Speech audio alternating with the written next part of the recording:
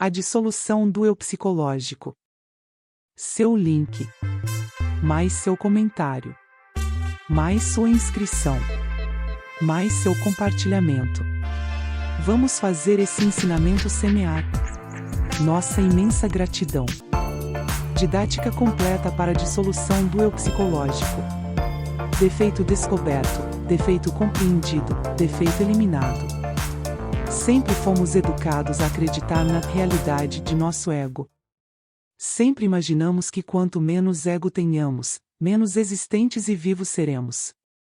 Muitos pensam que quanto mais se anula e elimina a presença do ego em nossa vida, mais infeliz e anulada será nossa vida.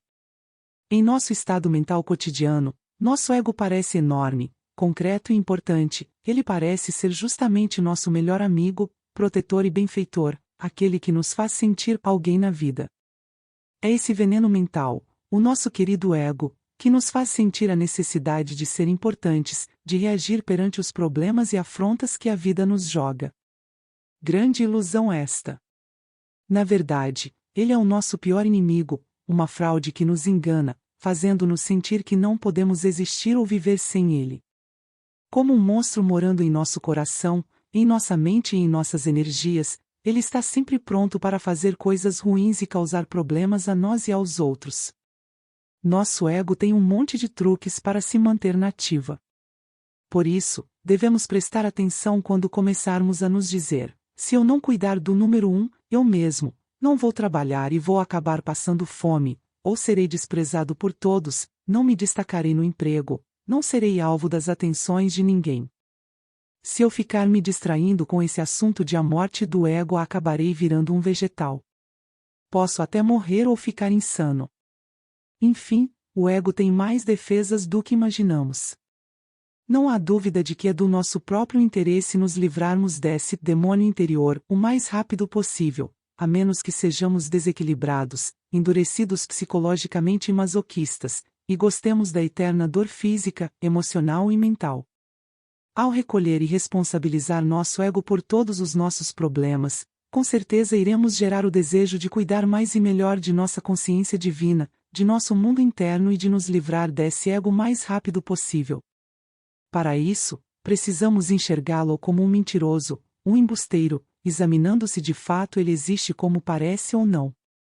Meditando dessa forma, começaremos a caçar nosso ego aparentemente vivo, nosso verdadeiro inimigo, e isso nos força a confrontar nossas suposições pessoais, fantasias, objeções, projeções erradas sobre nossa verdadeira identidade interior, nunca examinadas sobre o que somos de fato.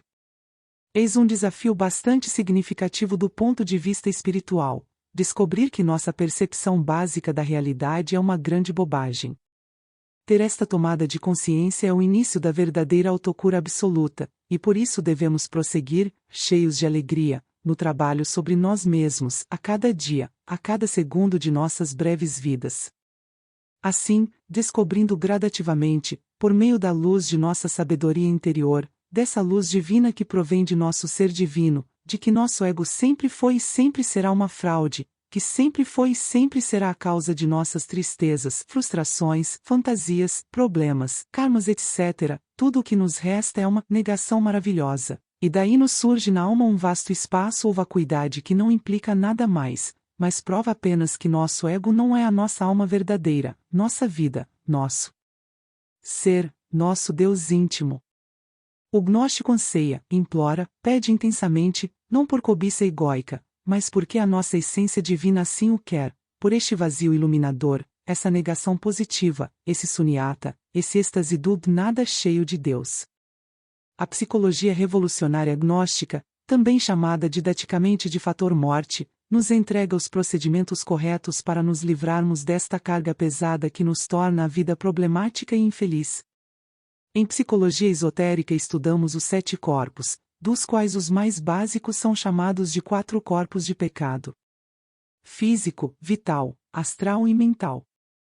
Esses 4 corpos formam o chamado quaternário inferior. Dentro deste quaternário está o ego. A título de exemplo, imagine uma pequena casa, com 4 paredes, e dentro delas encontra-se o verdadeiro morador, nossa essência divina. Essas 4 paredes, nosso corpo físico, nossas energias vitais, nossas emoções e pensamentos, possuem buracos dos quais saem insetos, ratos, morcegos, pragas diversas que assolam a casa e incomodam seu morador. Esses buracos nas paredes podemos chamá-los de maus hábitos, atitudes mecânicas no dia a dia, emoções e pensamentos negativos, fascinações, medos, traumas, bloqueios, etc. Ou seja, é por meio desses buracos que o ego e suas múltiplas facetas surgem, incomodam e roubam nossas energias, que estão armazenadas em baterias especiais, chamadas na gnose de centros psíquicos da máquina humana. Portanto, estimado buscador gnóstico, o primeiro passo para a autêntica autorrealização é o que se chama na gnose fechar as paredes. Isso significa trabalhar sobre nossos condicionamentos, maus hábitos, atitudes mecânicas repetitivas, bloqueios, falta de disciplina e, pior ainda, hábitos desequilibrados em nossa vida. E com que instrumentos pessoais se inicia este trabalho superior? A resposta é: compreensão. A compreensão é o primeiríssimo e grande passo que nos liberta do ego. O segundo passo é o trabalho tântrico. Segundo o mestre Samael Aun Weor, a virtude da compreensão só pode ser despertada e aprofundada por meio da meditação e da autoobservação. Ou seja, quanto mais praticamos meditação e quanto mais observamos nossa conduta dia a dia, maior será o despertar da compreensão. O ego, didaticamente falando, expressa-se em inúmeras facetas. Podemos analisá-lo dividindo-o em 7 partes, ou em muitas outras. Isso serve para nos ajudar a verificar como o ego invade nossas 4 paredes e como ele nos rouba nossas energias psíquicas. Vamos citar, a partir de agora, algumas expressões egóicas ditas de segundo escalão. A partir daí, você, estimado estudante gnóstico, deve analisar, refletir e meditar profundamente do ego e descobrir como ele se manifesta mais facilmente, em que circunstâncias, que hábitos dão mais força em sua manifestação, etc. O ego e seus múltiplos desdobramentos, os 7 pecados capitais. O ego, ao ser dividido em 7 partes, é chamado nas religiões de os 7 pecados capitais, os demônios que Jesus tirou de Madalena, cabeças de legião, os infiéis, etc. Esses defeitos são os seguintes: luxúria, ira, orgulho, preguiça, cobiça, inveja e gula. Com o passar do tempo, as diversas partes, ou expressões, do ego nascem e se robustecem e aí são criados mais e mais eus psicológicos. Eus são as frações do ego, do todo. Cada cabeça de legião oscila entre 1000 e 1500 agregados. Na totalidade, existem cerca de 10.500 defeitos, e conforme vai se trabalhando, descobrimos novos defeitos. Existem agregados que reconhecemos muito facilmente, no dia a dia, porém há outros que nem sequer ousamos admiti-los. Se os reconhecemos, procuramos encontrar justificativas para eles. As etapas que decididamente fazem o agregado psicológico nascer são: 1. Inconsciência, esquecimento do trabalho esotérico no dia a dia, de nós mesmos. 2. Identificação, apego emocional em relação a uma situação momentânea vivida. 3. Autoconsideração, e importância ilusória ao objeto de desejo. 4. Fascinação, consciência que se engarrafa em um novo eu. 5. Sonho, ego manifestado, alimentado e fortalecido. Lista dos principais defeitos psicológicos. Analisemos agora alguns exemplos de agregados psíquicos que são desdobramentos dos cabeças de legião. Meditemos em cada um deles após uma análise crítica de nós mesmos para que tenhamos uma ideia inicial de como são abundantes os desdobramentos do ego em nosso cotidiano. Luxúria. Item ou do adultério, quer unir-se sexualmente a uma mulher, ou homem, que já possui um companheiro. Item ou da amizade, querer a amizade de alguém para conseguir a união sexual. Item ou aproveitador, aproveita qualquer circunstância para satisfação sexual. Item ou bailarino, excita-se ao dançar. Há também os que se excitam vendo alguém dançar. Item ou altura, sente-se atração por pessoas altas e ou baixas. Item ou bissexual, sente-se atraído por ambos os sexos. Item ou Dom Juan, conquista por satisfação, mesmo sem interesse nem atração, nasce de outros eus. Item eu dos ciúmes, possessão sexual, nasce do eu da insegurança. Item eu voyeur, sente prazer em ficar só observando. Item eu galã, sente-se atraente e gosta de conquistar com gestos, delicadezas e gentilezas. Item eu fantasia, quando a imaginação erótica é frequente. Item eu esfregador, sente prazer ao se esfregar em outra pessoa, que em ônibus, locais públicos etc. Item eu exibicionista, mostra suas partes íntimas ou roupas íntimas. Item eu coprolalia, conversa em linguagem obscena. Item eu esquentador, aquele ou aquela que excita e depois rechaça. Item eu sádico, sente prazer golpeando o parceiro, suave ou violentamente, é uma questão de grau. Item eu travesti, sente grande prazer em vestir roupas e assumir gestos do sexo oposto. Item o sexivestido, sente grande prazer em usar roupas do sexo oposto sem assumir gestos, ainda. Item o cantador, sente prazer em fazer galanteios a todas as pessoas, o famoso eu da cantada. Item o ninfolepera, atração por jovens de pouca idade, mais acentuado é o eu pedólatra.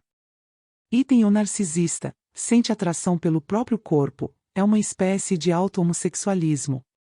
Item o masoquista, sente prazer sexual apanhando e ou batendo, ligado ao eu da ira.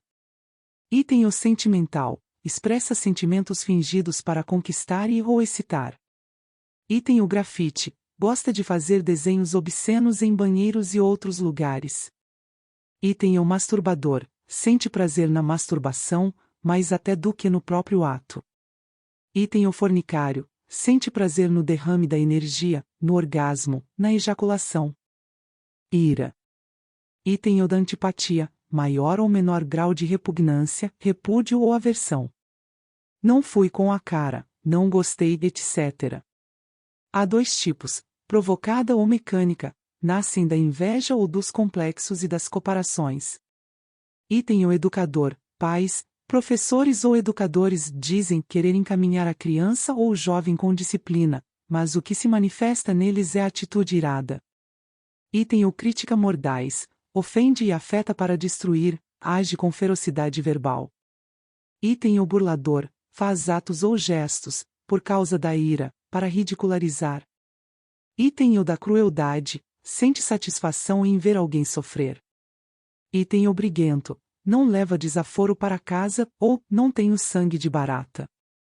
Item o da cólera, zanga-se descontroladamente. Item o da displicência, mostra-se indiferente a outro em palavras, roupas ou gestos. Item o discutidor, entra em polêmicas, dialoga exageradamente, é um eu mentaloide. Item o da imposição, impõe e domina. Item o irreflexivo, age sem nenhuma lógica. Item o grosseiro, usa vocabulário grosseiro e obsceno. Item o iniquidade, pratica a injustiça por maldade. Item o da injúria, ultraja por palavras. Item o da intolerância, não quer entender os demais. É lunático e temperamental. Item o irritadiço, irrita-se por qualquer coisa. Item o irritável, irrita-se com tudo o que as pessoas fazem ou falam. Item o machista, sente-se dono da mulher, protege-a pensando que a ama. Item o do ódio, é o contrário do amor. Item o suscetível, estão rindo de mim, vou tomar satisfações. Item o ressentimento, sentimento profundo de dor. Item o ofensivo, fere com palavras. Item o inconformado, tudo desagrada, as pessoas, os lugares, as coisas, de comum em adolescentes. Item o desagradável, faz e fala coisas que o tornam desagradável, fala o que não querem ouvir. Item o blasfemo, renega, maldiz, insulta ou atenta contra Deus, as coisas sagradas e as outras religiões. Item o do protesto, pessoa que não está de acordo com qualquer determinação, opinião etc. Orgulho. Item autoconsideração, é a porta de entrada de todos os defeitos. A pessoa sente-se ferida, mal amada, mal agradecida, injustiçada. Atrai, Primeiro, a ira. Item autossimpatia, esforça-se em ser simpático, para ter aceitação. Item automérito, crê-se merecedor, mesmo não fazendo nada. Item autovalorização, valorizar os esforços realizados. Quer recompensa. Item autossuficiência, não necessita de ninguém, só acredita no próprio valor, não admite que alguém o ajuda. Item burla, caçoar ou debochar de alguém através dos olhos ou de gargalhada, quer chamar a atenção. Item impontualidade, chega atrasado para ser notado. Item gargalhão, ri estrondosa e escandalosamente. Item complexo de inferioridade, crer-se menos que os outros, gera indecisos. Item complexo de superioridade, crer-se mais que os outros. Item indiferença, não ligar para os demais, fingir que não escuta ou liga para os outros. Item Pilatos, justifica seus erros ou atitudes. Item desobediência, não aceita seguir ordens ou sugestões. Item orgulho físico, ególatra que admira o corpo ou determinada parte dele. Item orgulho mental, admira-se de seu preparo intelectual, seu diploma acadêmico, etc. Item eufama, ambiciona ser famoso, conhecido, notório, quer ser manequim, ator, atriz, político, etc. Item nacionalista, apego ao país, à região, eu sulista, pode chegar ao genocídio. Item paranoico, doença mental, nunca aceitaria seus erros ou deficiências, complexo de perseguição. Item egotismo, só fala de si mesmo, incessantemente. Item incredulidade, não aceita os fatos por excesso de orgulho. Item pudorado, manifestar demasiado pudor. Item ressentimento, emoção mediana entre a ira e a autoconsideração.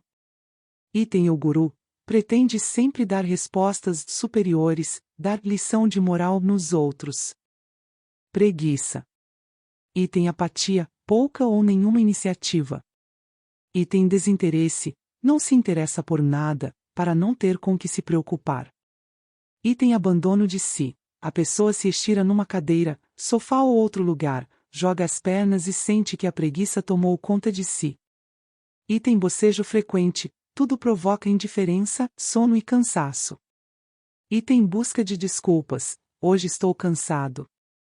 Item dormir demais, ter mais de 7 ou 8 horas de sono é uma manifestação de preguiça, também pode ser escapismo. Item desalento, apoia-se, com os cotovelos ou pés sobre a mesa, como num eterno cansaço. Item enfermidade do amanhã, vive o futuro sem experimentar o presente, cria situações para adiar. Item esquecimento constante, não se esforça para pensar. Item desperdício de tempo, não dá importância ao tempo. Item impontual, nunca chega no horário, sai de casa sempre na última hora. Item inércia, incapacidade de ação, não sabe ter ação nem iniciativa. Item inconstância, está sempre mudando para não terminar. Item incapacidade, por preguiça de assumir. Item mal vestir, preguiça de combinar, às vezes até de abrir o guarda-roupas. Item preguiça de ler, alguém leu as obras gnósticas recomendadas? Item pessimismo, para que mudar se não vai dar certo mesmo? Item tradicionalismo, segue só a sua tradição, religião, família, com preguiça de mudar sua vida. Item surdez, a preguiça afeta até os sentidos físicos. Item preguiça verbal, não entra em discussão ou não responde por preguiça. Item preguiça física, esse ego determina até as formas, como a barriga, o rosto, o andar, a postura. Cobiça. Item ânsia de poder material, mais dinheiro, mais cargos. Item poder psíquico. Item avarento, apego exagerado ao dinheiro. Item explorador. Item ladrão. Item mal orientador. Item conhecedor, adquire conhecimento só para atingir fim anelado. Item eu do assalto. Item cleptomaníaco. Item mesquinho, não divide seus bens com ninguém. Item usurário, empresta dinheiro a juros. Inveja. Enquanto a cobiça é o querer para si, A inveja é o pesar ou desgosto pelo bem, felicidade ou sucesso alheio. Item o bruxo, consciente ou inconscientemente lança vibrações psíquicas de fracasso a outrem. Item o competitivo, pode até matar por inveja. Item traidor, a grande fraternidade branca considera este delito como alta traição, cuja condenação é a queda ao nono inferno dantesco, mesmo que a pessoa ainda esteja viva, ou seja, o corpo da pessoa ainda está vivo, mas sua alma já não está mais ali, é o chamado morto-vivo. Item falso julgamento, caluniador. Item fracasso de alguém, este ou se manifesta na maioria das pessoas, porém em nível inconsciente, por isso se pede ao gnóstico que mantenha sigilo e não fique fofocando, comentando com todo mundo suas experiências etc. Gula. Item o do meio-dia, sente fome ao saber que determinada hora chegou. Item devorador, não mastiga os alimentos. Item ideia fixa, de comer sempre. Não mede consequências físicas, morais ou internas. Item medo da fome, come por medo de passar fome. E os dos vícios. Obviamente, existem agregados que são pontes de ligação entre um ego principal e outro. Lembremo-nos que há mais de 10.000 agregados. Temos ainda outros eus, muito fortes nos dias atuais, como os eus dos vícios, tais como item eu pescador. Item eu das rifas. Item eu tabagista. Item jogador de cartas. Item eu caçador. Item eu jockey. Item eu maconheiro. Item eu refrigerante, por exemplo, que adora Coca-Cola. Item demônio algol, alcoolismo. Item eu caça-níqueis. Item eu bilharista. Item eu masca-chiclete. Item eu do fliperama. Item eu da loteria. Item eu bingueiro. Esses eus do vício ligam-se à sexta esfera dantesca, os que jogam, mesmo como caridade, ligam-se astralmente, vibratoriamente, ao demônio Sanagabril, um dos seres mais horríveis do inferno, não classificados a diversos a secundários.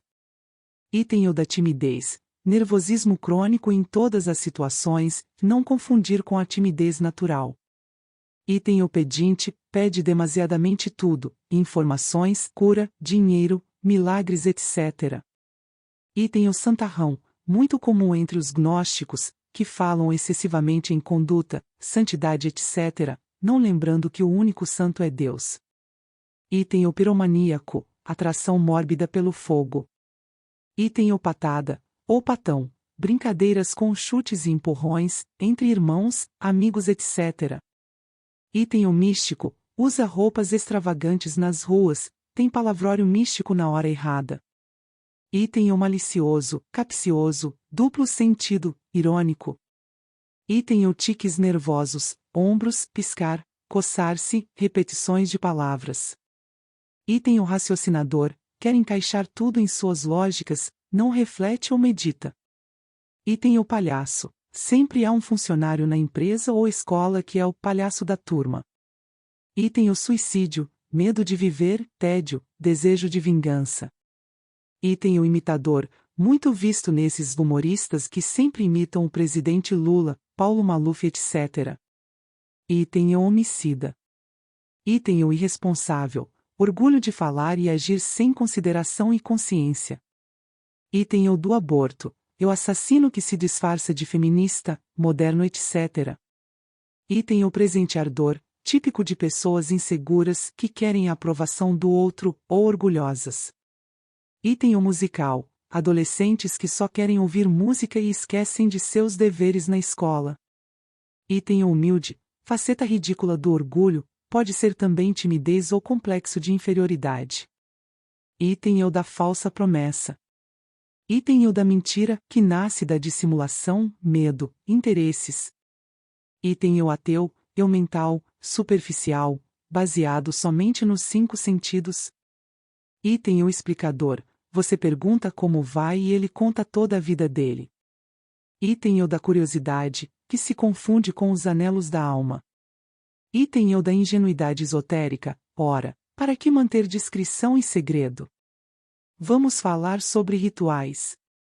Item: o roedor de unhas, inseguranças, bloqueios, tristezas que geram esse hábito. Item: o sectário, minha linha gnóstica, minha seita, minha religião, meu partido, time, etc. Item: o fingidor, observe duas mulheres elogiando uma a outra. A morte em marcha. A morte em marcha é um processo mais aprofundado dentro da psicologia gnóstica e deve ser levada muito a sério pelos estudantes que querem trilhar a senda da autorrealização, ou seja, da iluminação plena e total, de acordo com o potencial do ser humano. No entanto, este termo, morte em marcha, tem sido motivo de debates acalorados por parte dos estudantes de diversas linhas iniciáticas. Por que as diferenças de opinião e por que os desentendimentos, se o ensinamento é maravilhoso e perfeito? É importantíssimo perscrutar e se aprofundar sobre a morte em marcha.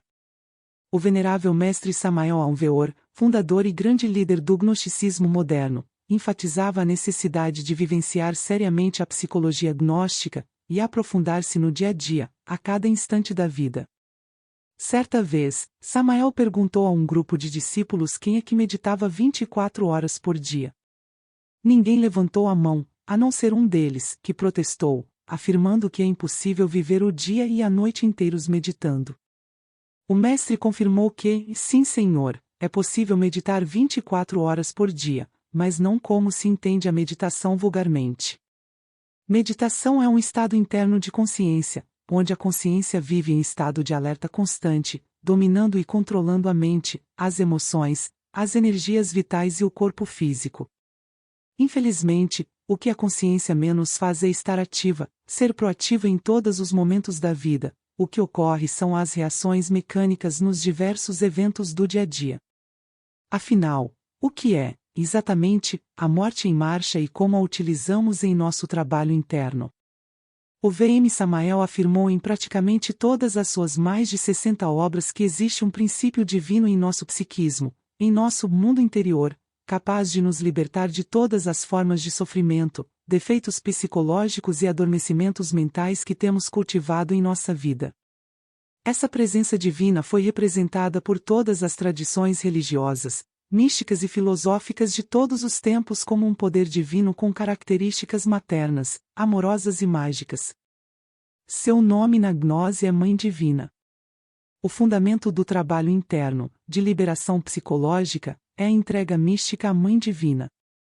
A Mãe Divina tem um poder mágico, elétrico, sexual, capaz de destruir qualquer distúrbio emocional ou mental. E paralelamente a essa Bhakti Yoga, ou prática devocional com a Mãe Divina, necessita-se morrer de instante em instante por toda a nossa vida, praticando uma disciplina de vida, que inclui os seguintes itens. 1. Alerta à novidade. Estar alerta ao máximo possível durante o dia. 2. Retrospecção.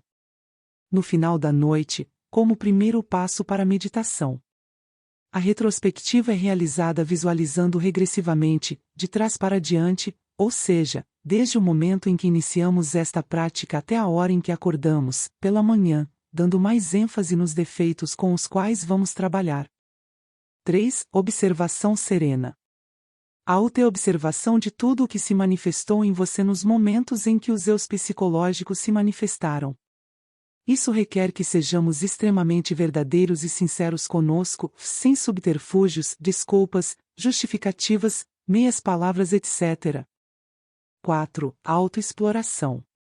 Descobrir por que o ego em questão se manifestou naquela situação, com aquela pessoa, naquele momento.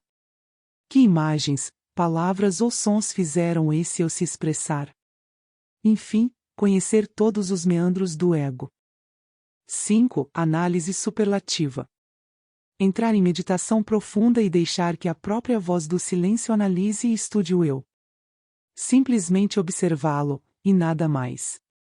Não pensar nele, não pesquisá-lo, não dissecá-lo, simplesmente estar cônscio dele de momento em momento.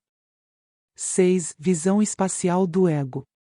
Todos os aspectos do ego têm, nos mundos internos, astral e mental e causal, uma forma arquetípica definida. Na fase da análise superlativa, durante a meditação, surge em nossa tela mental uma forma pensamento. O eu analisado pode surgir à nossa frente como um animal, por exemplo. Pode ser a forma de uma pantera negra, uma mariposa, um rato, uma barata, uma serpente com cabeça de velho, um dinossauro, um gorila, um demônio, uma mulher sensual, etc.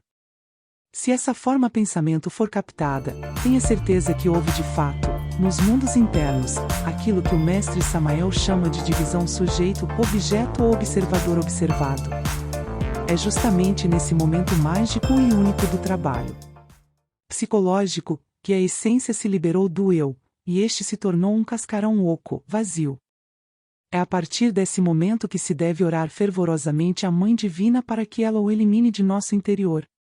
É só a partir desse instante que o eu poderá ser destruído pela Mãe Divina, antes não é possível porque a essência ainda está presa nesse defeito psicológico.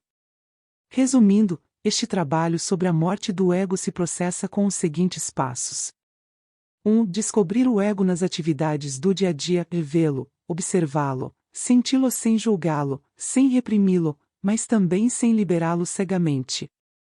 2. Processar o ego, chegar a um nível de compreensão o mais profundo possível, e isso só se alcança nas práticas de meditação, que não devem se limitar a um único dia.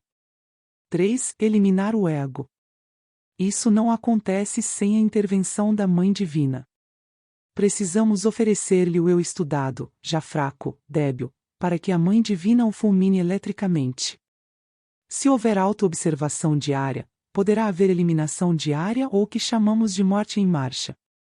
Devemos lembrar sempre que só quando o defeito se manifesta, quando sai à luz do dia, pode ser descoberto, processado e eliminado.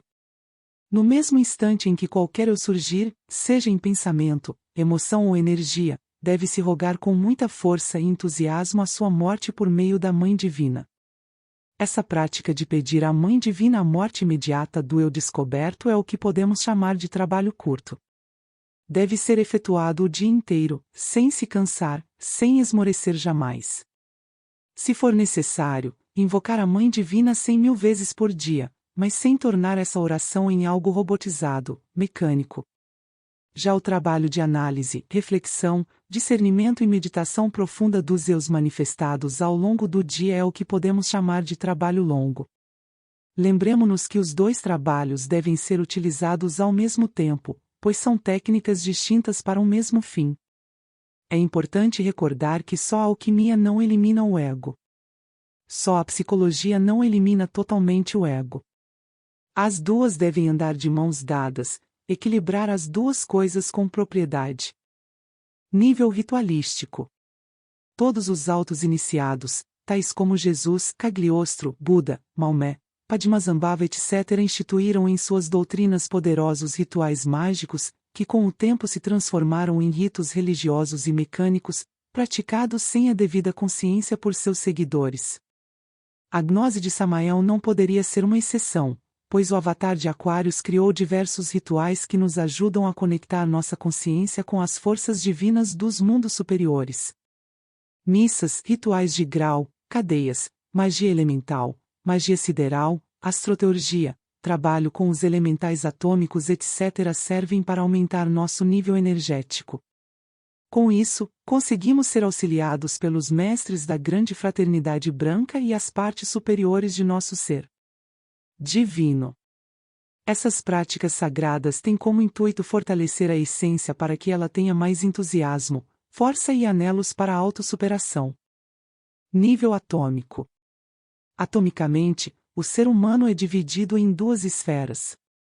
Uma contém átomos pesados, malignos e ligados diretamente ao ego, e se encontra na região do plexo solar para baixo. A outra esfera de manifestação atômica se encontra do plexo solar para cima, e é aí que se encontram os átomos de luz, puros e mais conectados às esferas do Espírito Divino. Os átomos, como seres inteligentes, lutam dentro de nosso corpo. As trevas buscam dominar o corpo, tentando alcançar o coração. Quando as trevas conquistam o cardias, o chakra cardíaco, então advém a depressão, a doença e a morte.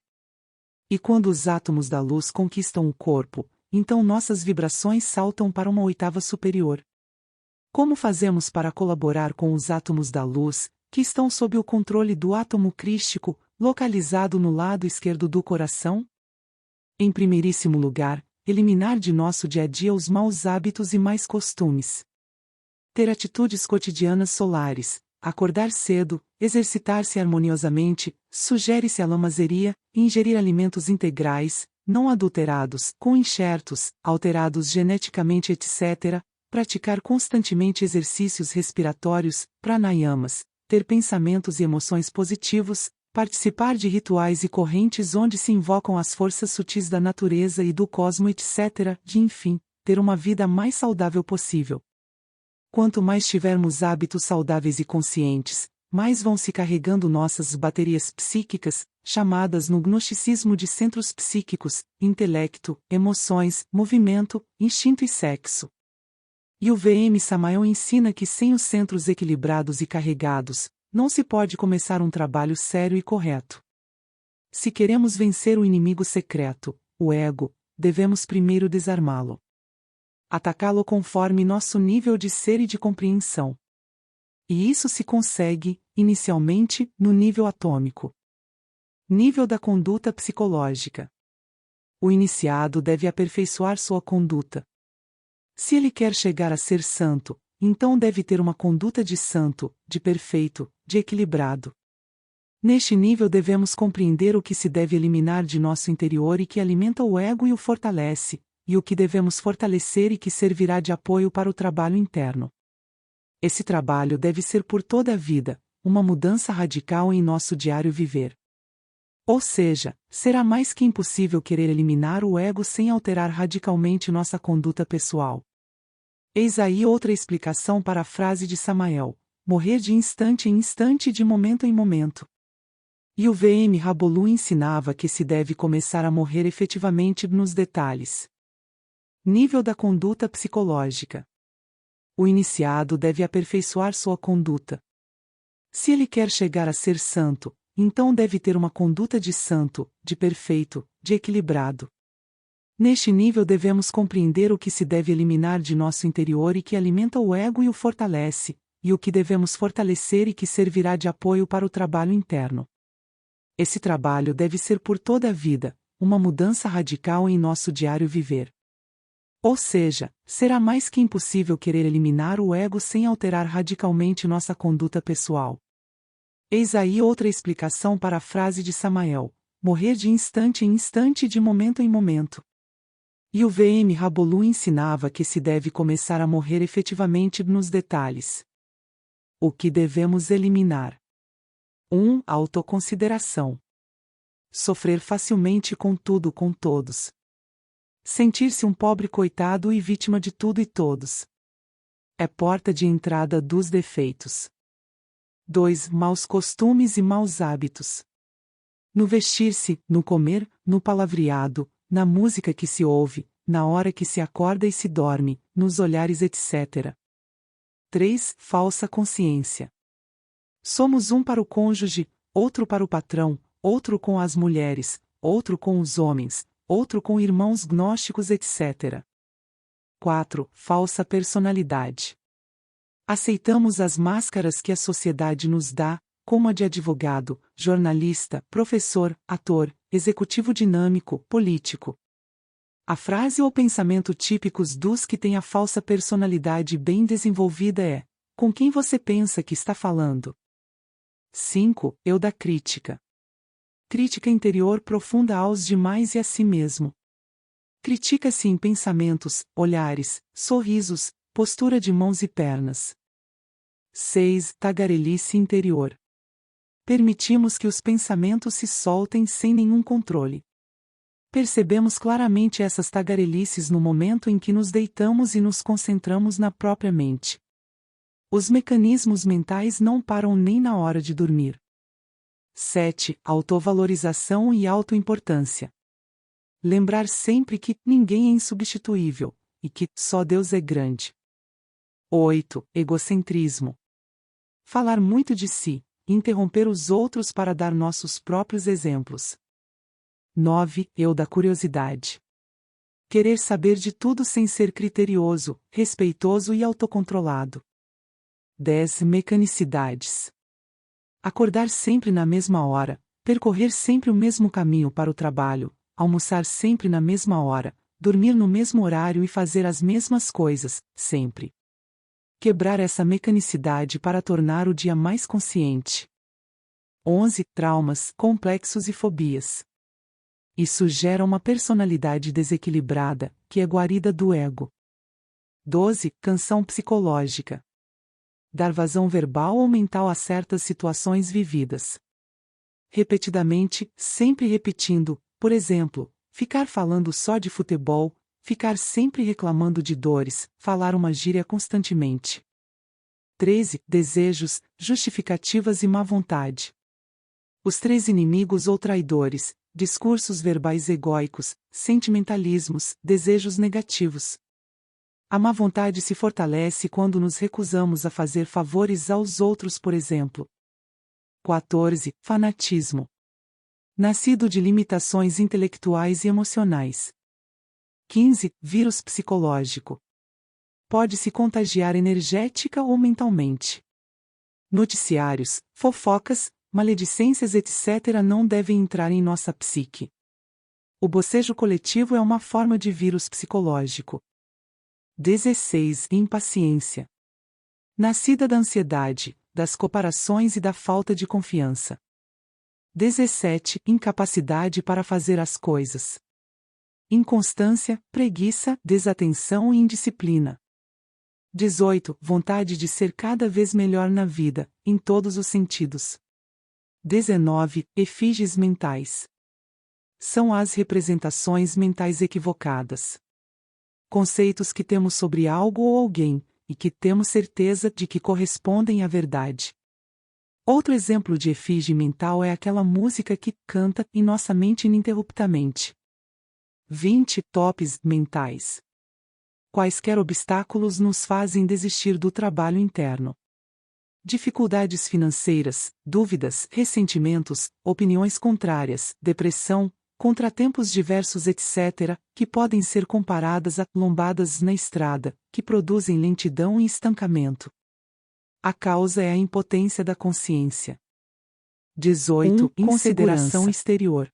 Em si mesmo e nos próximo, ao seu nível de ser, limitações, opiniões, conceitos, ver em seu interior uma essência e um ser que devem ser respeitados. Para combater a autoconsideração. 2. Valores da essência. Fidelidade, disciplina, ordem, honestidade, pudor, tenacidade, alegria, castidade etc., para combater a anarquia interna. 3. Valorizar o trabalho gnóstico. Torná-lo sério, prático, objetivo, na vida tanto interior quanto exterior. Isso impede que sejamos gnósticos de fim de semana. 4. Continuidade de propósitos. Não dar um só passo atrás, não querer tirar férias gnósticas. Olhar sempre para frente. 5. Centro de gravidade permanente. Determinação forte e entusiasmo dentro de nós. Ver a gnose em tudo na vida. 6. Eventos internos e acontecimentos externos. Saber viver corretamente, equilibradamente. Não cair em depressão em festas ou contar piadas em velórios. 7. Nível de ser e de saber. Conhecer a doutrina gnóstica profundamente para se desenvolver corretamente nossos mapas internos de trabalho. 8. Imaginação, inspiração e intuição. São virtudes que se conseguem com os exercícios gnósticos diários e com a morte do ego. Seguir os sinais do ser, que querem nos guiar em todos os aspectos da vida. 9. Viver conscientemente. Usar todo o conhecimento gnóstico para que nossa vida nos dê frutos espirituais, para que não passemos uma vida estéril. 10. Lei da momentaneidade. Viver a vida gnosticamente, o aqui e agora. Não projetar nem desejar ou fantasiar o que gostaríamos que nossa vida fosse, mas o que ela pode ser. 11. Paciência e equilíbrio. Em tudo. A César o que é de César e a Deus o que é de Deus. 12. Naturalidade, espontaneidade. 13. Autoobservação e observação externa. Em harmonia, contínua, para adquirirmos a recordação de si. 14. Prudência no trabalho. Lentos mas seguros. Nada de pressa e impaciência. 15. Capacidade de criar. Faze as coisas com um nível de criatividade e consciência, e não mecanicamente. 16. Sinceridade interna e externa. 17. Sacrifício da dor ou padecimento voluntário. Não confundir sofrimento com sacrifício. 18. Vontade de ser cada vez melhor na vida, em todos os sentidos. Não confundir com preciosismo mental. 19. Bom dono de casa. Ser bom pai, bom filho, boa esposa, bom funcionário. Não porque se pede aplausos, mas porque se quer expressar a luz do ser divino. 20. Autoconhecimento. Saber tal qual sou, sem autoimagens, disfarces psicológicos. Os detalhes do ego. Uma árvore, por exemplo, qualquer árvore que seja, tem sua raiz principal, que é a que sustenta a árvore, para não deixá-la cair, e lança outras grossas para todos os lados que a ajudam a se sustentar, para que o vento não a tombe. Porém, dessas raízes grossas, que são estas, dependem milhares de raízes pequeníssimas, que são as que alimentam a árvore. As outras raízes grossas não fazem senão sustentá-la. Porém, ela se alimenta de todas essas ramificações de raízes que lança, porque essas vão para a superfície da terra, arrastando as vitaminas de que necessita a árvore. O sustento. Então, isso acontece exatamente igual com o nosso ego ou os egos. Temos o ego da ira. Porém, deste dependem muitíssimos, que são os que alimentam. O ego se sustenta por todas essas raízes, todas essas ramificações diminutas, que são os detalhes. Pelos detalhes está vivo o ego. Se começarmos a tirar-lhe as raízes, começa a se desnutrir e a morrer. Do contrário, não podemos. Então, como dá o mestre, que acabar o ego da ira, porém, quantos egos da ira, ou manifestações, tem esse elemento? Então, como os compreender? Não os podemos compreender. Então, se começamos a tirar o alimento do ego, então, sim, começa-se a compreendê-lo e começa a perder força. Isso é inevitável. O mestre, Samael, fala em outros termos disto, tal como eu estou explicando. Ele usava outros termos: temos que morrer de momento em momento, de instante em instante. Essa frase eu não a entendia e dizia, porém, como? Que vai morrer de instante em instante, de momento em momento? Ele se refere a estas manifestações diminutas, às quais não lhes damos bolas, que se pensa que não são defeito. Esse é o alimento que está alimentando o defeito, por todas essas raízes diminutas, vão alimentando o defeito. Então, se começamos a lhe tirar isso, o defeito morre, ou melhor dito, o ego morre. Começa a decair de uma vez, porque ele se alimenta por tudo isto. Então, é a vida dele.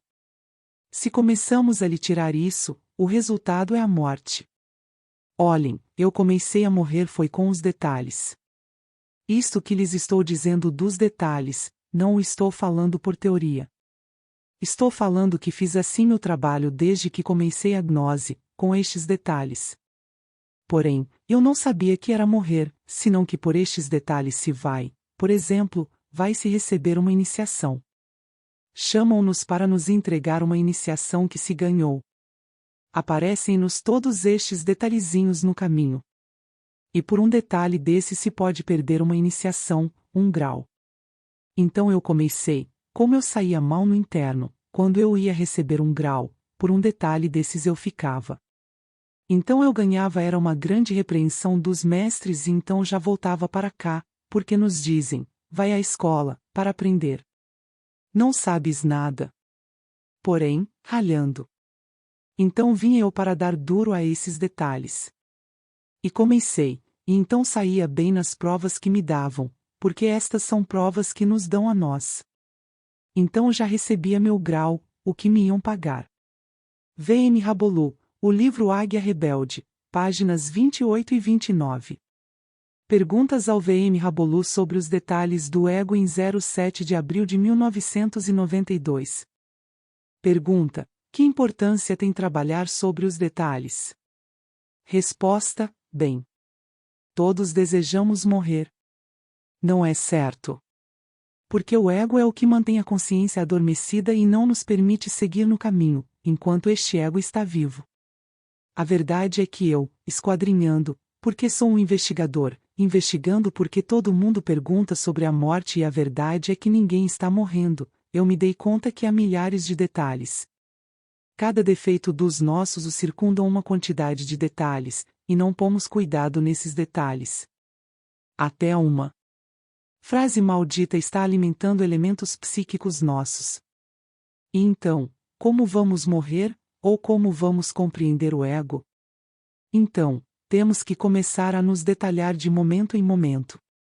Se por exemplo, a luxúria, já se recarregou sobre uma dama. Que é isso?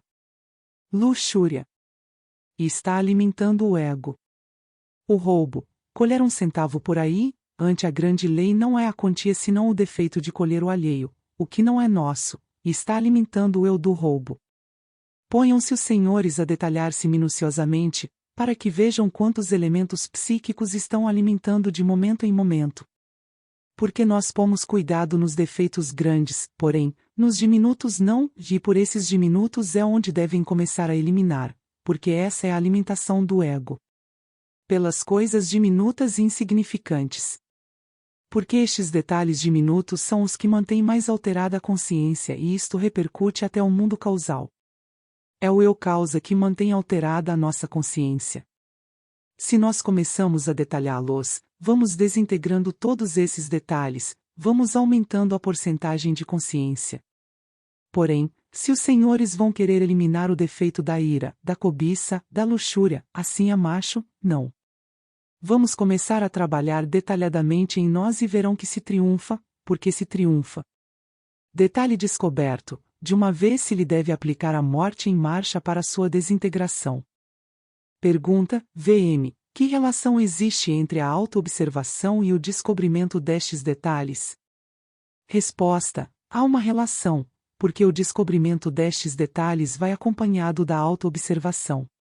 Se nós não nos auto-observarmos, não nos descobrimos. Não? Porque nós, ante as coisas pequenas, não nos detemos.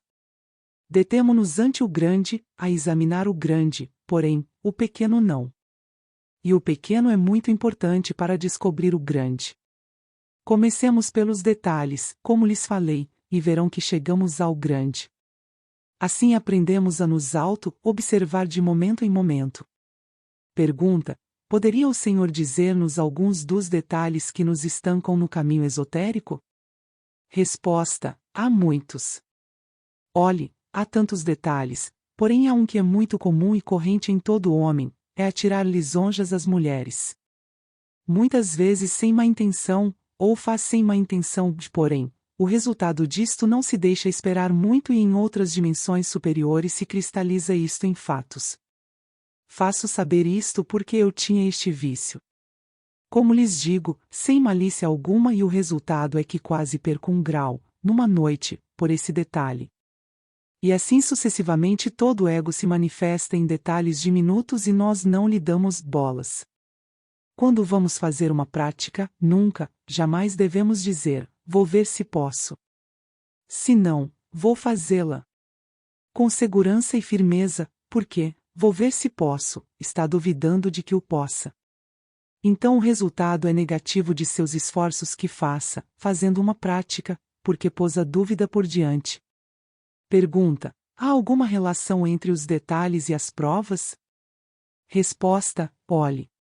A verdade é que os detalhes, por um detalhe que nós tenhamos, não o tenhamos desintegrado, podemos perder uma prova e perder uma iniciação. Exemplo: eu vou receber uma iniciação, ou 1 grau, e aí nos sentimos como se fosse aqui em carne viva. Tenho o vício de que, o que encontre no caminho, levá-lo. Encontro 10 centavos atirados no caminho, vou recolhê-los. Isto não é uma prova. É uma prova. E por esses 10 centavos posso perder um grau, uma iniciação, qualquer faculdade que me iriam dar. Por isso é que os detalhes são tão importantes, detalharmos-nos. Então, sim, estão relacionados os detalhes com as provas. Pergunta, VM, se por meio de descobrir todos os detalhes chegamos à liberação ou temos que seguir com as coisas grandes? Resposta, para chegar ao grande necessitamos começar pelo pequeno. Primeiramente se debilita o defeito grande, tirando-lhe todas as suas manifestações diminutas e assim, sim, podemos enfrentarmos com os defeitos grandes. Temos que começar pelo pequeno para chegar ao grande. Os detalhes são importantes, irmos-los praticando. Aqui não vamos teorizar. Vamos à prática, para que esses detalhes não nos façam cair na parte interna, numa prova. Não? Segundo, esses detalhes mantêm alterada a consciência, adormecida a nossa consciência. Temos que começar a eliminá-los desde agora. Aqui e agora, para podermos ir aumentando esta consciência, que vá havendo uma consciência em nós. Se queremos aumentar a porcentagem de consciência, temos que começar a nos detalhar. Pergunta, VM, dizia-nos o Senhor que a dúvida é um dos detalhes difíceis, porém, a luxúria também é terrível e nas cadeias começa a tentação através das mãos. Quero uma orientação a respeito deste problema que se vem apresentando em muitas partes. Resposta, atenção. Este é um detalhe ao qual temos que pôr cuidado. O que deve fazer para evitar estes problemas a pessoa que tem a luxúria nesses momentos atacando-a, o melhor é não fazer cadeia. Deve ser sincera consigo mesma e com os demais. O eu psicobiotipológico. A mente está engarrafada no eu. Toda reação situacional da mente é o resultado do eu psicobiotipotógico. Toda percepção passa dos sentidos à mente. O eu traduz todas as informações recolhidas pela mente a seu próprio modo de prejuízos, desejos, temores, recordações, preconceitos, malícia de certo gênero, fanatismo, ódio, inveja, ciúmes e paixões de toda espécie. O clarividente tem sempre um mau secretário do qual necessita libertar-se. Esse secretário é o eu, o mim mesmo, o ego. O eu do clarividente deturpa todas as representações suprassensíveis que chegam à mente e as interpreta de acordo com seu ódio, ciúmes e toda classe de defeitos que carrega consigo mesmo. As reações subsequentes do clarividente vêm a ser o resultado de seu próprio eu psicobiotipológico. O clarividente paranoico é orgulhoso, gosta de estar isolado do povo, só trata com algumas poucas pessoas, é muito inteligente, astuto, desconfiado, sente-se infalível, crê ser um grande mestre, pensa que pode dominar o mundo, não concede razões a ninguém, somente ele é sábio, grande e poderoso. Essa classe de clarividentes, quando reagem o raciocínio com ódio, malícia e desconfiança, podem chegar até a planejar friamente um assassinato intelectual. O clarividente neurastenoide é de dupla personalidade, tão pronto está fazendo oração e pregando coisas inefáveis como insultando, ou falando de armas e guerras, violência etc. Essa classe de clarividentes, ante uma representação desagradável, reage caluniando, insultando e até mesmo matando. Quando uma de suas personalidades sente-se colhida por uma agressão ou humilhação, pede perdão e fala com devoção para nivelar-se. Alcançado seu propósito, então, a outra personalidade reage com orgulho, ira, soberba, vileza, traição e violência. Uma análise de fundo nos leva à conclusão de que Judas Iscariotes era um neurastenoide. Judas possuía dupla personalidade, tão pronto seguiu o mestre como estava contra o mestre. Beija-o e logo o entrega, se arrepende e por último se suicida. Esse é o tipo neurastenoide. No Cristo não existe o eu, o mim mesmo. Cristo não reage ante as calúnias, bofetadas, ameaças e o látego da maldade. Cristo assombra por sua terrível serenidade. Cristo crucificado somente disse: Pai, perdoai-os porque não sabem o que fazem. No Cristo não existe o eu e, por isso, não julga ninguém. Cristo é um perfeito clarividente que sabe ver com compreensão, sem julgar, porque não tem eu. Ele compreende e sabe. Ele é o Espírito universal da vida encarnado em Jesus de Nazaré. O clarividente necessita aprender a contemplar as representações internas na ausência do eu. Ver sem julgar, sem traduzir, sem preconceitos, sem fanatismo e sem paixão. O clarividente deve ser altamente compreensivo. Um clarividente esquizofrênico com suas reações violentas, instantâneas e terríveis, pode cair em delitos ao reagir contra uma representação desagradável. Um clarividente esquizoide hipersensível é pelo comum, triste, melancólico, autoconcentrado, introspectivo, possui vagas ideias, cansa-se com todo tipo de trabalho intelectual, etc. O clarividente esquizoide, se não é rigorosamente analítico, pode reagir ante uma cena desagradável matando pessoas e suicidando-se em seguida.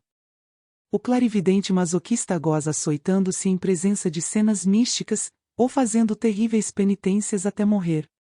A clarividência exige pensamento lógico e conceito exato. E para ser um clarividente prático se necessita do equilíbrio perfeito, pois se possuir algum trauma psíquico pode sofrer sérios transtornos mentais e criar inconscientemente no mundo mental imagens fatais. Quando o clarividente mentalmente desequilibrado contempla suas próprias criações mentais suprassensíveis, pode receber o choque nervoso emotivo, ou o ímpeto vertiginoso, uma brusca emoção imprevista e aguda que o levam, exatamente, ao abismo do delito. O trauma psíquico é o resultado de uma grande punição moral ou de um tremendo susto, como a perda de um ser querido. O clarividente sadomasoquista chega ao estado de perversão sexual, que, facilmente, se converterá em um assassino místico erótico. O clarividente sadomasoquista ama as doces maldades e cai nos cultos fálicos mais sangrentos.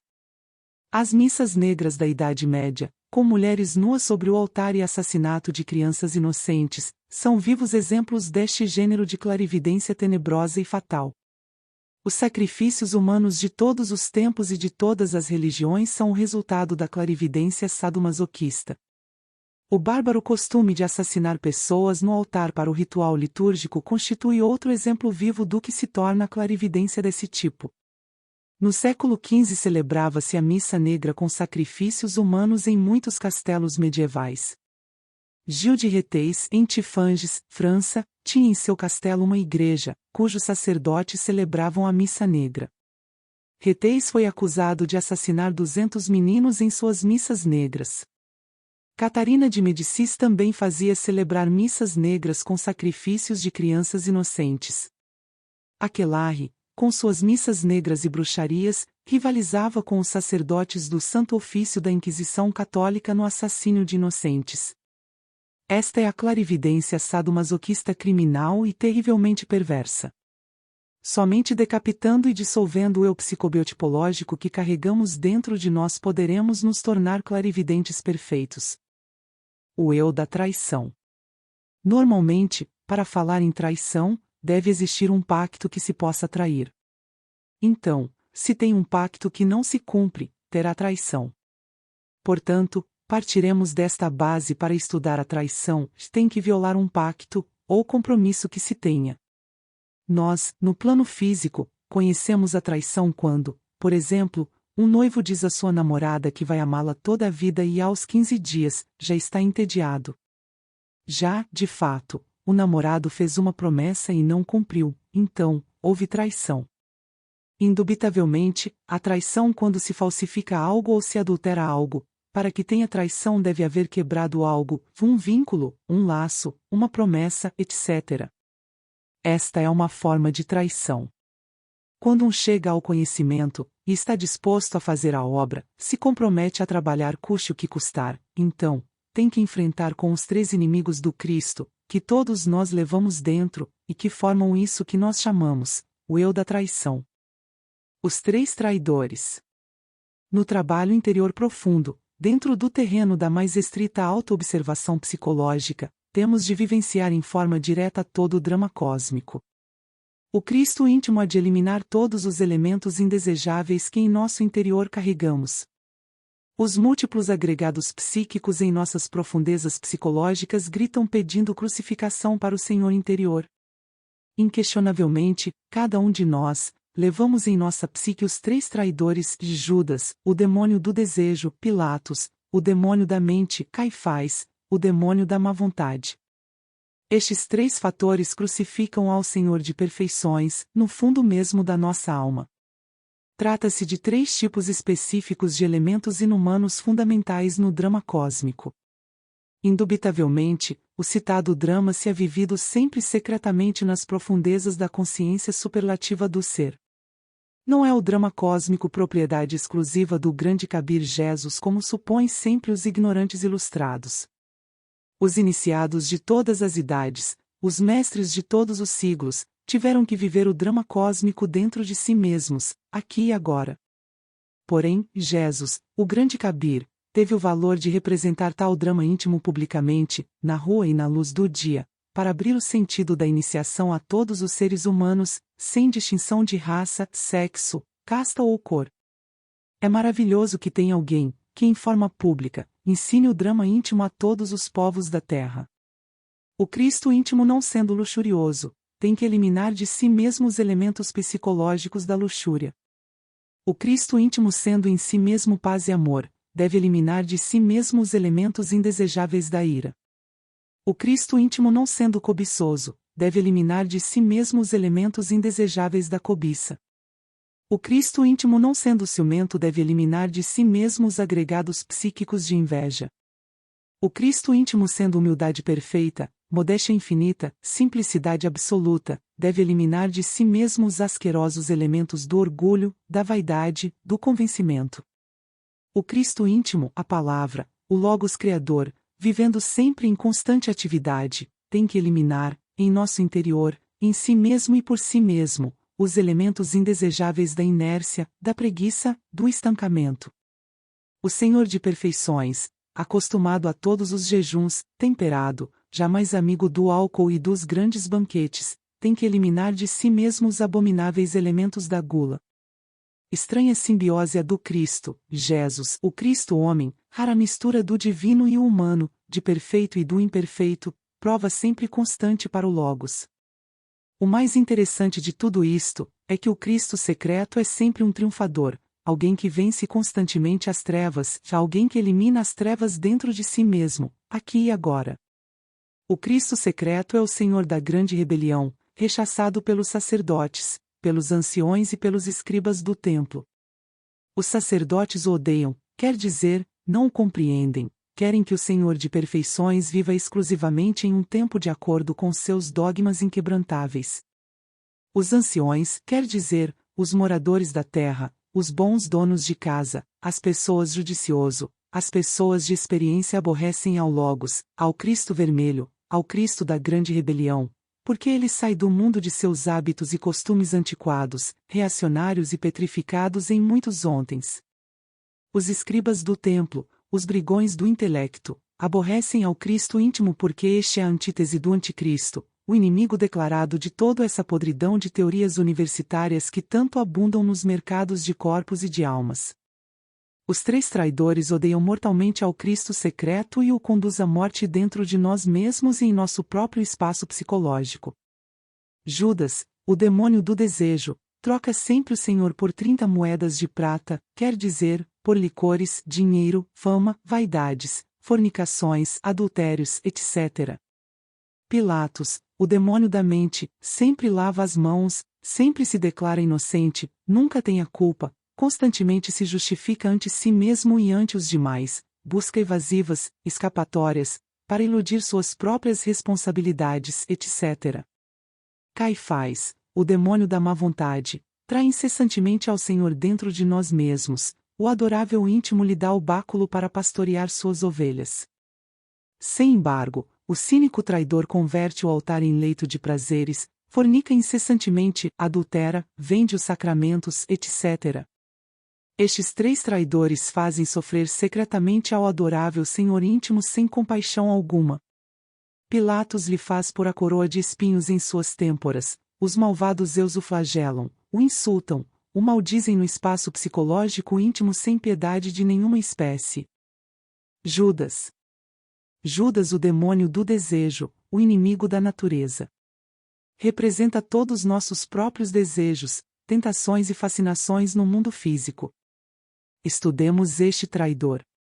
O desejo e a fonte da força, pois é o fogo que anima qualquer coisa. Se nos entregamos a nossos desejos, seremos seus escravos. Se nos negamos a cada um de nossos desejos, liberaremos esse fogo que está oculto nele.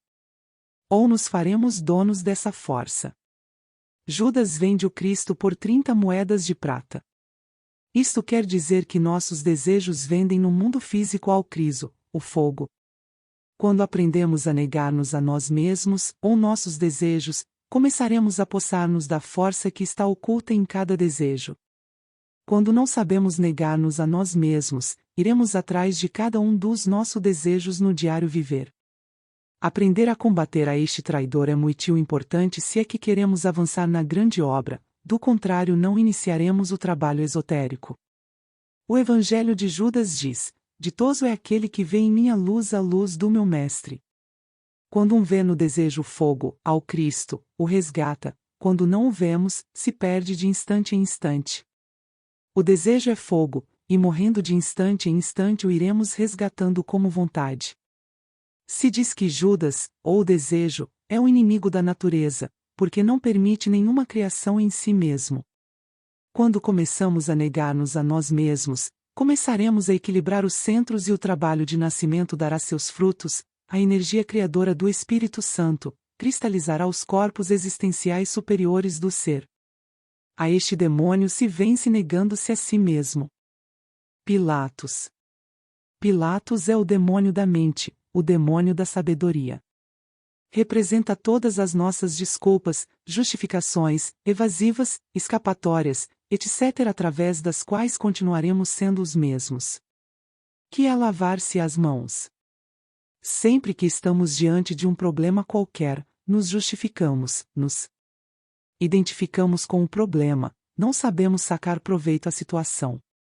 Sempre damos desculpas para não trabalhar, para não eliminar os defeitos. Estudemos este demônio da mente. Sempre encontra saídas e justificações para seguir sendo o mesmo. A mente lhe toca o papel de julgar a cada um dos nossos defeitos, de ajuizá-los com a reflexão, porém não cumpre seu trabalho, vive identificada com todos os processos subjetivos. Se queremos morrer, temos que deixar de justificar-nos, temos que julgar-nos desapiedadamente, não devemos aceitar as escapatórias, devemos tornar-nos sérios no trabalho. Devemos tirar o pasto do burro, não devemos alimentar os defeitos do intelecto, devemos acabar com todos os conceitos para ir integrando nossa mente. Recordemos que a melhor forma de pensar e não pensar. Com todo o intelectualismo a mente se degenerou e já não compreende. A este demônio se o denomina o inimigo da sabedoria, porque não deixa morrer em si mesmo. A sabedoria chega com a morte, se não se morre, pois, não terá sabedoria. Este demônio impede a morte psicológica, sempre busca culpar aos demais, vive julgando, em lugar de julgar nossas próprias ações. Encontra milhares de justificativas para não deixar-nos fazer as coisas do nosso ser. Encontra todas as justificativas para que sigamos fazendo as coisas do ego ou da personalidade. A este demônio se vence, não justificando-nos e julgando-nos desapiedadamente. Caifás. Caifás, o demônio da má vontade, o inimigo da verdade. Representa nossas palavras, obras e omissões, no terreno dos fatos. Promete e não cumpre o prometido, lhe dá o mesmo fazer que não fazer, podendo fazer não o faz. Malgasta o tempo em coisas ociosas que não têm a menor importância. Não nos quer deixar praticar nada. Quer auto-realizar-se sem trabalhar. Exemplos. E tem má vontade para estabelecer disciplina no trabalho. E tem má vontade para cumprir os horários. E tem má vontade para fazer as práticas. E tem má vontade para levantar-se e fazer práticas. E tem má vontade para investigar. E tem má vontade para comprovar. E tem má vontade para concentrar-nos. E tem má vontade para meditação. E tem má vontade para as retrospectivas. E tem má vontade para os desdobramentos. E tem má vontade para os saltinhos. Item má vontade para fazer práticas de derviches. Item má vontade para os translados de fundos. Item má vontade para negociar com os senhores do karma. Item má vontade para eliminar os eus. Item má vontade para auto-observar-se. Item má vontade para refletir. Item má vontade para compreender os defeitos. Item má vontade para pedir morte. Item má vontade para sacrificar-nos pela humanidade. Item má vontade para repartir panfletos. Item má vontade para foguearmos. Item má vontade para nascer. Item boa vontade para perder o tempo. Item boa vontade para as conversações ociosas. Item boa vontade para distração. Item boa vontade para ver televisão. Item boa vontade para as festas. Item boa vontade para o trabalho subjetivo. Item boa vontade para dormir e descansar. Item boa vontade para fornicar. Item boa vontade para dar gosto aos desejos. Item boa vontade para adulterar, etc., etc. Vejamos agora algumas traições na obra. Item quando mesclamos o conhecimento com coisas pseudo-esotéricas. Item quando nos identificamos com as coisas do mundo e nos retiramos da obra. Item quando abandonamos o trabalho esotérico. Item quando fornicamos voluntariamente. Item quando temos a castidade e traímos a Mãe Divina tomando outro esposo ou esposa. Item quando não cumprimos com o juramento. Item quando escolhemos o caminho do Nirvana. Dos 3 demônios o pior é o demônio da má vontade. Se a verdade e o ser, digamos que ele é o inimigo do ser. É o inimigo do Cristo, quer impedir a qualquer preço. A este demônio se o vence com sacrifícios conscientes e padecimentos voluntários. Busquemos os 3 traidores em cada um nossos atos do diário viver. E recordemos que a todos os eu se lhes julga por traição. O eu da bruxaria. Capitão 08 do Mistério do Áureo Florescer, V.M. Samael Aunveor. O sábio autor do livro Specimen of British Writers, Barnett, apresenta um caso extraordinário de bruxaria. Faz 50 anos vivia, numa aldeia do condado de Somerset, uma velha que era, geralmente, considerada como bruxa. Seu corpo era seco e encurvado pela idade, andava com muletas. Sua voz era cavernosa, misteriosa, porém, dissimulada solenidade, de seus olhos brotava um fulgor penetrante, sobre quem ela os pousasse, deixava-o mudo de espanto. De repente, um jovem saudável e moço, de uns 21 anos, da mesma localidade, foi assaltado por um pesadelo tão persistente que sua saúde resultou afetada e, num prazo de 3 a 4 meses, ficou débil, pálido e fraco, com todos os sintomas de uma vida que se esgotava. Nem ele, nem ninguém dos seus duvidava da causa, e, depois de celebrar conselho, tomou ele a decisão de esperar acordado a bruxa. Assim, na noite seguinte, por volta das 11h30, percebeu uns passos calmos e sigilosos na escada. Uma vez tendo chegado o amedrontado ser ao quarto, foi ao pé da cama, subiu logo nela e se arrastou, lentamente, até o moço. Ele deixou fazer até que ela chegou aos seus joelhos e, então, alçou-a, com ambas as mãos, pelos cabelos, mantendo-a subjugada com convulsa força, enquanto chamava sua mãe que dormia num quarto contíguo, para que trouxesse a luz. Enquanto a mãe buscava a luz, lutaram o moço e o ser desconhecido às escuras, rolando ambos, furiosamente, pelo solo, até que ao primeiro vislumbre da escada, a mulher safou-se com força sobrenatural do jovem e desapareceu como um relâmpago de sua vista. A mãe encontrou seu filho em pé, ofegante, ainda, pelo esforço e com mechas de cabelo em ambas as mãos. Quando me relatou o fenômeno, disse Barnett, perguntei-lhe com curiosidade de onde havia tirado o cabelo. Ao que ele respondeu, fui tolo em não haver logrado retê-la, pois, isso teria demonstrado melhor a identidade da pessoa. Porém, no torvelinho das minhas sensações, fi-la cair no chão e a bruxa, a quem pertenciam os cabelos, teve o bom cuidado em não aparecer mais à minha vista, nem mais vir molestar-me à noite, pois havia levado uma boa surra. É raro, acrescentou, que, enquanto a tinha segura e lutava com ela, embora eu soubesse quem devia ser, sua respiração e todo seu corpo pareciam de uma moça saudável. O homem a quem isto aconteceu vive ainda, contou-me esse episódio mais de uma vez e, por isso mesmo, posso certificar sobre a autenticidade do fato, pensem o que quiserem sobre a causa. Comentando o caso, diz o sábio Valdemar, este relato contém 2 pontos de muito peso.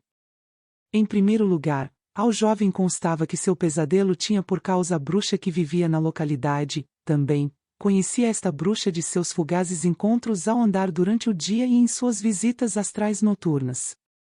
Em segundo lugar, a bruxa, encurvada pela idade e sustentada por muletas, transformou-se, ao cabo de vários meses, durante os quais ele foi se debilitando e se consumindo, na imagem de uma exuberante moça.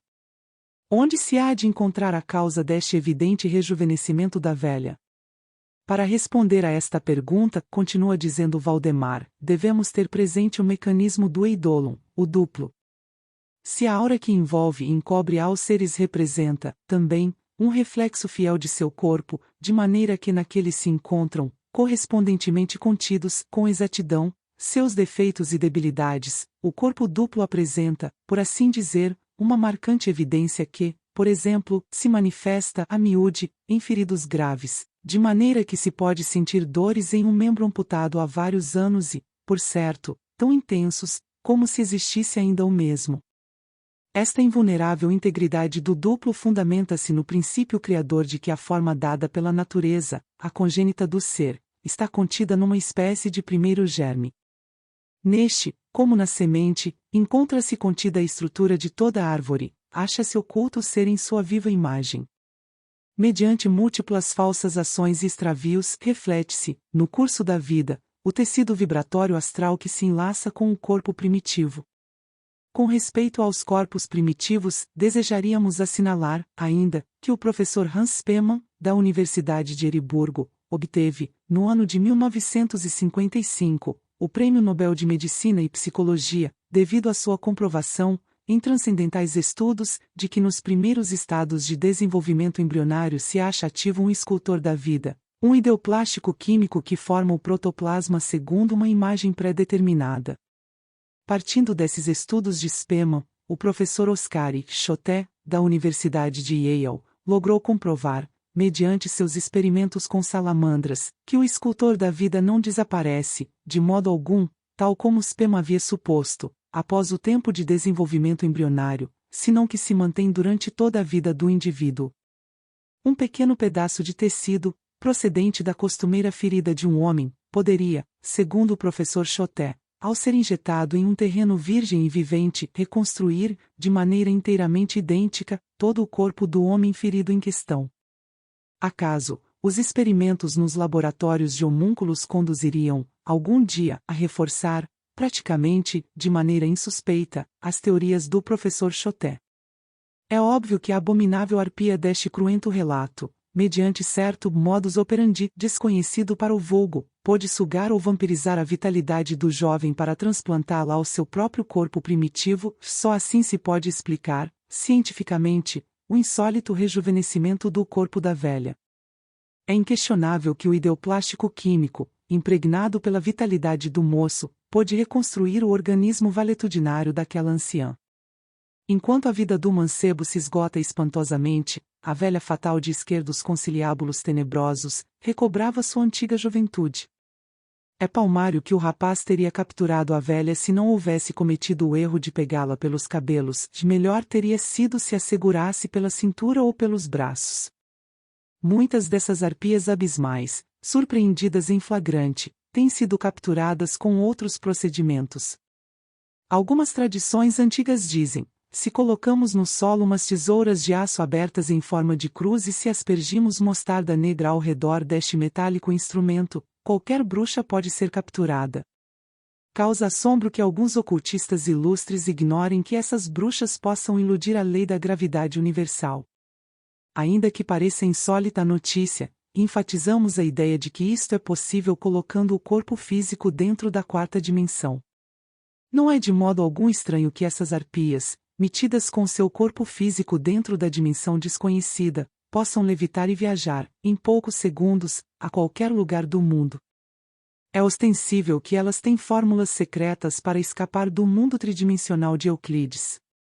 Em termos estritamente ocultistas, bem podemos qualificar essas criaturas tenebrosas como ginas negros. O organismo humano oferece, certamente, possibilidades surpreendentes. Recordai, amados leitores, a execrável Selene e suas imundas arpias, monstros com cabeça e pescoço de mulher. Horrendos pássaros das ilhas Trófadas que se encontram no Mar Jônico. Providas de longas garras, têm sempre no rosto a palidez da fome. Fúrias terríveis que, com seu contato, corrompem tudo que tocam e que antes foram formosas donzelas. A morte do ego, o falso sentimento do ego. O ego age, pensa e sente, e 97% do que fazemos, pensamos e sentimos é fruto do ego. Estamos tão identificados com o mim mesmo, ego, que acreditamos que controlamos nossa vida. Porém, a paixão, a solidão, os momentos felizes e infelizes, são todos frutos do ego. O ego nos mantém hipnotizados de tal forma e de tal intensidade, que não nos resta outro remédio a não ser dormir. Permanecer nossa consciência adormecida mantém o ego vivo e plenamente ativo em nossa psique. O resultado é dor, sofrimento e um sentimento de vazio, que faz com que as pessoas procurem preenchê-lo através de drogas, álcool e fumo. O mais espantoso sem dúvida alguma é o sentimento do ego. Este entra em nosso centro emocional e nos aprisiona totalmente. Nos cega, e nos faz acreditar que realmente somos escravos dele e que não podemos vencê-lo. Quantos de nós já tentou mudar de vida e simplesmente não conseguiu? O desânimo e a falta de vontade nos vencem. Quantos de nós já tentamos nos livrar de algum vício, como o da masturbação, por exemplo, e desistimos por achar que o ego é mais forte, que o delito é mais poderoso? Mas no fundo, tudo é mentira, pois o ego nos ilude e faz acreditar em coisas que não é verdade. Por fim, padecemos ao engano, vítimas das circunstâncias e do delito. Assim, continuamos escravos, acreditando que o eu, o ego, é mais forte, e ele sai vitorioso, enquanto vamos seguindo de cabeça baixa, sem rumo nem beira. Precisamos, antes de tudo, entender que o vivenciamos uma fantasia, uma ilusão, e por mais paixão que possuamos por qualquer pessoa é uma mentira engendrada em nossa mente, transportada para o nosso sentimento para nos fazer prisioneiros e não permitir a manifestação do ser. Desta forma, começamos derrotados antes mesmo de iniciar a batalha. O ego nos faz crer, e até nos prova, que somos incapazes de mudar, que somos assim mesmo, e que aceitar isso é o correto para alcançarmos a felicidade. Conclusão: todo sentimento que temos é falso, nada que sentimos é verdadeiro em 100%. Portanto, devemos compreender que podemos ser audaciosos e capazes de ultrapassar qualquer limite imposto pela natureza ou por nós mesmos e, por pior que pareça a nossa situação, existe sempre a possibilidade de nos transcendermos totalmente. Atingir nossos objetivos e libertar o ser. Sem coragem de sermos audazes não seremos nada. O ego sente, pensa e age, e assim devemos observá-lo. Devemos nos tornar um investigador de nós mesmos. Existe uma faculdade de nossa essência chamada autoobservação, e como na concentração é necessário desenvolvê-la. A partir do momento em que ela se desenvolve, nos iremos tornando mais conscientes de nossas falhas, virtudes, acertos e de nossos egos, eus. Vamos vivenciando que existe alguém dentro de nós que está pensando, sentindo e agindo. Agora, neste momento em que se lê estas palavras começa um novo amanhecer, o autoconhecimento. Perceber e conhecer são duas coisas distintas. Com a autoobservação, no início apenas percebemos o ego atuando em nossa psique, e logo depois, com o trabalho de eliminação, vamos nos conhecendo e descobrindo que sim, não mandamos em nossa existência. Somos vítimas dos eus, são eles que se apaixonam. São eles que prometem. São eles que xingam, que choram, que gritam, que se desesperam. Basta por um instante olharmos para nós mesmos e perceberemos de imediato que não somos nós quem estamos pensando, mas alguém que mora em nossa psique. Se pararmos quando vamos gritar com alguém e perguntarmos a nós mesmos: quem é que está nervoso? Por que estou sentindo raiva? Por que quero gritar, brigar? Nestes instantes um milagre acontece. Notaremos que não somos nós quem estamos realmente irados, mas existe alguém da ira dentro de nossa mente. Imediatamente, nos acalmamos e logo começamos a compreender que os nossos mais profundos erros e delitos não fomos nós que realmente os fizemos, e sim uma outra pessoa, eu, que habita e nos controla. Com este tipo de exercício se desenvolve a autoobservação. Não é necessário pensar ou analisar o eu, apenas observá-lo. Veremos aos poucos que não dominamos nossa mente, e o que é pior, é que nossa mente é formada por inúmeras mentes. E, quando queremos que ela se acalme, não o conseguimos. Quando queremos que nossa mente fique em silêncio, ela não nos obedece. Quando percebermos que não somos donos de nossa própria vida é porque a autoobservação começou a se manifestar. Depois, ela se desenvolve por conta própria através da morte do ego. À medida que este poder se desenvolve, é possível perceber os egos antes mesmo deles se manifestarem e, quanto mais morrermos em nós mesmos, mais auto-observação teremos, e mais nossa vida se transformará. A morte psicológica nos transforma profundamente. O ego.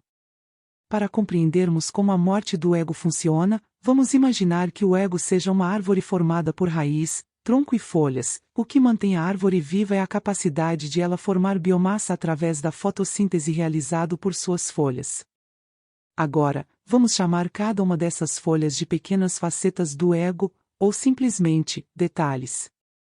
Assim, cada forma de manifestação do ego é um detalhe, ou seja, o ego da luxúria, por exemplo, possui uma enormidade de detalhes. Cada forma particular do ego se manifestar é uma pequena parte dele auto-independente. Desta forma, fica fácil compreender por que se diz que o ego é uma legião de eus, detalhes ou defeitos psicológicos. O somatório de todos esses detalhes constitui o ego da luxúria, pois cada manifestação do ego, seja por desejos, fantasias sexuais, masturbação, curiosidade em experimentar novas formas de sexo. Todas essas manifestações são detalhes, uma folha por assim dizer, que precisa necessariamente ser eliminada de nossa psique. Quando eliminamos cada uma dessas folhas, enfraquecemos o tronco, e não permitimos que a árvore cresça. Ademais, a árvore vai secando e a raiz aos poucos apodrecendo. No entanto, é necessário compreender que a raiz do ego se encontra na sexta dimensão, e somente num processo muito avançado, pode o iniciado eliminar essa raiz. Até lá, devemos trabalhar com as folhas, aquilo que se manifesta dentro de nossos pensamentos, emoções e ações. Cada detalhe possui uma pequena partícula de nossa essência enfrascada. Com a técnica que aqui será entregue, pode-se liberar grande percentagem de essência. É necessário também compreender que nosso corpo, ou máquina humana, possui 5 centros energéticos principais. O primeiro, situado no cérebro, corresponde ao centro intelectual, e é responsável pelas manifestações mentais. O cérebro funciona como uma espécie de antena parabólica, a qual capta as ondas do plano mental. Este centro trabalha com sua própria energia, pois nosso organismo transforma e transmuta os alimentos em vários tipos de energia. O segundo situa-se na parte superior da coluna vertebral, e é responsável pelos movimentos. É chamado de centro motor. Libera as informações e controla nossos movimentos e ações no mundo físico. Também trabalha com sua própria energia, a qual é diferente da utilizada pelo centro intelectual. É um centro relativamente lento, quando comparado com os demais, e é uma de nossas ligações com o mundo físico. O terceiro situa-se no coração, é o centro emocional inferior. Possui ainda uma forte ramificação no plexo solar. É responsável pelas emoções, capta as vibrações do mundo astral e transmite através de emoções diversas. Aquele frio na barriga que eventualmente sentimos está relacionado com este centro energético. Trabalha com sua própria energia ou hidrogênio, a qual é diferente das demais. O quarto situa-se na base da coluna vertebral e é responsável pelos nossos instintos, é o centro instintivo. Nele estão todas as informações de sobrevivência, controla todas as funções involuntárias do organismo. Está intimamente relacionado com a quarta dimensão ou mundo vital e, assim como os demais centros, trabalha com sua própria energia. O desequilíbrio deste centro energético provém o corpo de diversas doenças. O quinto e mais extraordinário é o centro instintivo sexual, situado nas gonadas sexuais. Dá ao homem o poder da reprodução. É o que possui a energia mais sutil e poderosa de todos os centros energéticos da máquina humana, e também o mais rápido. Quando o ser humano malgasta as energias de seus cilindros, centros, com preocupações, ambições nécias, emoções desnecessárias, ataques de ira, sedentarismos ou excesso de atividade física ou intelectual, os centros energéticos começam a roubar energia do centro instintivo sexual. Começa-se a misturar as energias dos centros e o resultado são as enfermidades diversas. Portanto, o início do trabalho de regeneração inclui o reequilíbrio dos centros da máquina humana. O equilíbrio se dá naturalmente com a morte do ego, mas também com o uso racional de nossas energias, tais como não abusar dos centros energéticos ou deixar de usá-los. É importante começar a observar como vivemos e por que vivemos, o quanto comemos e como comemos. A isso, podemos chamar de maturidade esotérica, não fazer de mais nem de menos, mas o suficiente.